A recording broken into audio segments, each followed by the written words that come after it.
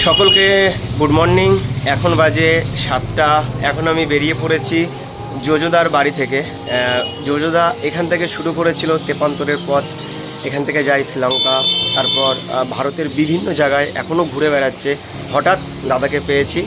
আমি কাল ছিলাম ধুবুলিয়াতে। তো ধুবুলিয়ায় যখন আমি ছিলাম তখন দাদাকে ফোন করি, দাদা আমি যাচ্ছি, তো আমার একটা ব্যবস্থা চাই। দাদা বললো সোজা আমার বাড়ি চলে এসো। তাই আমি চলে এসেছি 120 কিলোমিটার সাইকেল যাত্রা করে দাদার বাড়িতে।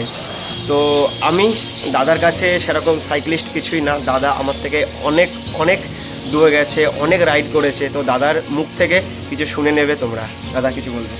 একদম সকলকে তেপান্তরের ঘরে সবসময় স্বাগতম। যারা সাইকেল নিয়ে যাচ্ছ বা পায়ে হেঁটে যারা এরকম ভ্রমণে বেরোচ্ছ কোনো পরিবেশের উদ্দেশ্যে বা যে কোনো উদ্দেশ্য নিয়ে, তাদের সকলকে কিন্তু রাইডার্স কমিউনিটিতে যদি তুমি থাকো তাহলে অবশ্যই তাদের সকলকে, যদি তারা ভাবো যে এক রাতে লালগোলায় স্টে করবে বা মুর্শিদাবাদে আসছো, তাহলে অবশ্যই যোগাযোগ করো। লালগোলায় আমার বাড়ির দরজা, তেপান্তরের ঘর।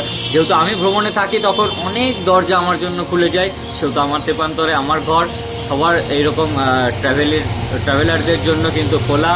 তারা আসবে, থাকবে, একদিন আরাম করবে, চাইলে আরও একদিন আরাম করতে পারে, তাতে আমার কোনো অসুবিধা নাই।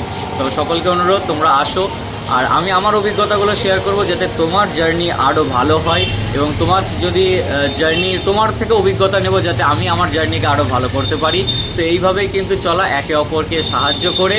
তো সকলকে স্বাগতম লালগোলা মুর্শিদাবাদে, তেপান্তরের ঘর আমার বাড়ি। লোকেশন তুমি পেয়ে যাবে, দীপক ভাইও শেয়ার করে দেবে অবশ্যই। এবং সকলের অবশ্যই আসা চাই। সকলে খুব ভালোভাবে সাইকেল চালাও, রাইড করো, পরিবেশের কথা ভাবো।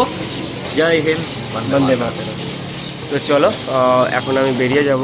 আমার সাইকেলও রেডি হয়ে গেছে, আমার পিছনে সব বাঁধা হয়ে গেছে। আর একটা স্পেশাল জিনিস যোজোদার কাছ থেকে স্পেশাল কিছু গিফট পেয়েছি, সেটা তোমাদেরকে পরে দেখাচ্ছি যখন আমি দুপুরে বিশ্রাম নেব। সঙ্গে থেকো, পাশে থেকো, ভিডিওটা কন্টিনিউ দেখতে থাকো। চলো বেরিয়ে যাওয়া যাক। যাবো নেপাল। নেপাল হ্যাঁ, নেপাল কাঠমান্ডু, পাথিবাড়া, এভারেস্ট, নদিয়াতে। নদিয়া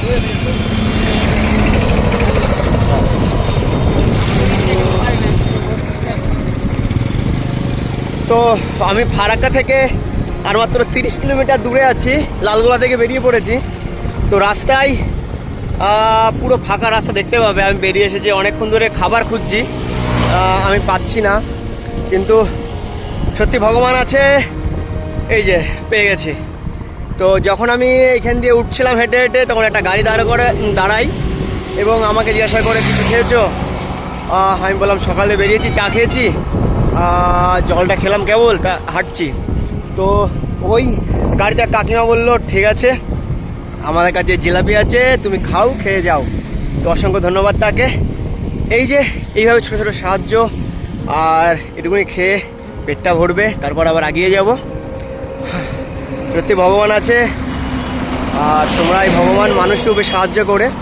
তো চলো এগিয়ে যাওয়া যাক, সঙ্গে থেকো, পাশে থেকো। চলো এটা খাওয়া যাক। রাস্তা পুরো ফাঁকা, আর এখানে একটা হোটেল ছিল, আর হোটেলে আসলাম সকালে খাবার খেতে।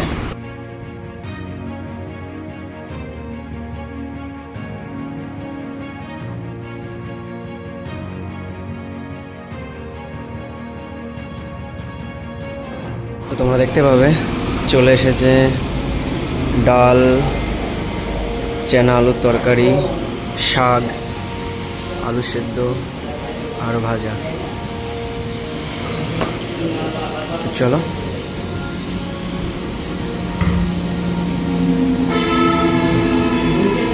তার সাথে লেবু। খাওয়া দাওয়া হয়ে গেছে, খাওয়া দাওয়া কমপ্লিট। তারপর বেরিয়ে পড়লাম সামনের দিকে। একবার কি সুন্দর লাগছে দেখো সামনেটা। তোমরা দেখছো ফোনে, আর আমি দেখছি কয়েক হাজার মেগাপিক্সেল ক্যামেরা নিজের চোখে। অপূর্ব অপূর্ব, দারুণ। তো চলো এগিয়ে যাওয়া যাক, এখানে অনেকটা পথ যেতে হবে। অবশ্যই কমেন্ট করবে কেমন লাগছে, আর কোন জায়গাটা বেশি ভালো লাগছে অবশ্যই কমেন্ট করবে। আর তোমাদের যদি কোথাও যেতে বলো সেখানেও যাব, অবশ্যই কমেন্ট করে বলবে দাদা এখানে যাও, ঘুরে এসো, চেষ্টা করবো অবশ্যই যাওয়ার।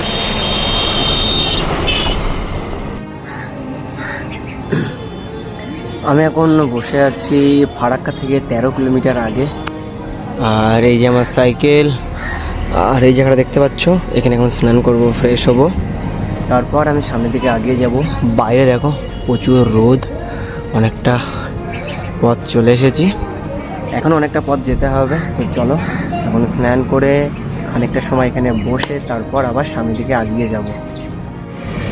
রেডি হয়ে গেছি স্নান করে, তো চলো এবার কিছুটা দূর আগে যাওয়া যাক, তারপরে খাওয়া দাওয়া করবো দুপুরের। তো চলো, এখন রোদ দেখছো কি হারে রোদ, টান রোদ। চলো সামনে গিয়ে দেখি কোনো ভালো হোটেল পাই কিনা, তারপর ওখানে খাওয়া দাওয়া করবো। আমি এখন আছি ফারাক্কা থেকে প্রায় 6 কিলোমিটার দূরে। জাম দেখো, বাপরে বাপ, বিশাল জাম বেঁধেছে, 6 কিলোমিটারেরও বেশি, গাড়ি সব বন্ধ আছে, টিফিন টিফিন করছে দেখো। ওহো, এই দিক দিয়ে বেরিয়ে যায়, জাম দেখো, শুধু জাম। ও ভাই ভাই, হাই ইন্ডিয়া, কেবল গাড়ি স্টার্ট হলো, আমি টাইম মতো বেরিয়ে পড়েছি। ও ভগবান, দেখো দেখো কি অবস্থা। প্রচুর বড় জাম ছিল 6 কিলোমিটার আগে থেকে, সত্যি আবার সামনে গিয়ে মনে হয় আবার জাম হয়ে যাবে বলে তোমাদেরকে অবশ্যই দেখাবো।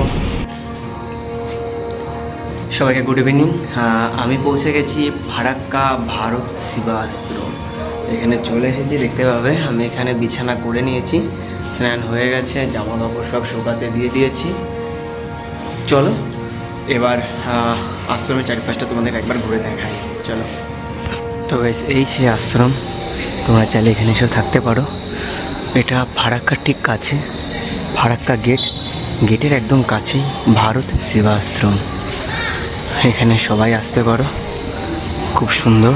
আর এদিকে চারিদিকে আশ্রম আছে, সবাই এসে এখানে থাকতে পারো। তো আমাকে একজনা বলেছিল, তাই আমি এখানে এসেছি, জায়গাটা খুব সুন্দর, সকালেও তোমাদেরকে দেখাবো। আমি এখন আছি ভারত সেবাশ্রমে, এখানে সম্পূর্ণ ফ্রিতে আমার থাকতে দিয়েছে। আর এই যে সেই মন্দিরটা, তো যখন আমি আসি তখন আমি জিজ্ঞাসা করেছিলাম এখানে খাবার পাওয়া যাবে কিনা, তো তখন বললো ঠিক আছে 9টার সময়। আর আমি প্রায় 8:30 থেকে নিচে দাঁড়িয়ে আছি, কখন মানে খাবারের জন্য ডাকবে, তো অবশেষে আমাকে ডেকেছে, আমি গিয়েছি, এখনই পড়ে গেছিলাম, তো গিয়ে খাওয়া দাওয়া সেরে ফেলেছি। তো চলো, আশা করি আজকের ভিডিও প্রত্যেকের ভালো লেগেছে। ভিডিওটি ভালো লাগে তাহলে অবশ্যই একটা লাইক করবে, চ্যানেল নতুন হয়ে থাকলে অবশ্যই চ্যানেলকে সাবস্ক্রাইব করে দেবে, ফেসবুক দেখলে অবশ্যই ফলো করে দেবে। আজকের জন্য এই পর্যন্তই, কালকে আবার নতুন করে নতুন পথ, সঙ্গে থেকো, পাশে থেকো, তোমাদের ভালোবাসা দিতে থাকবে।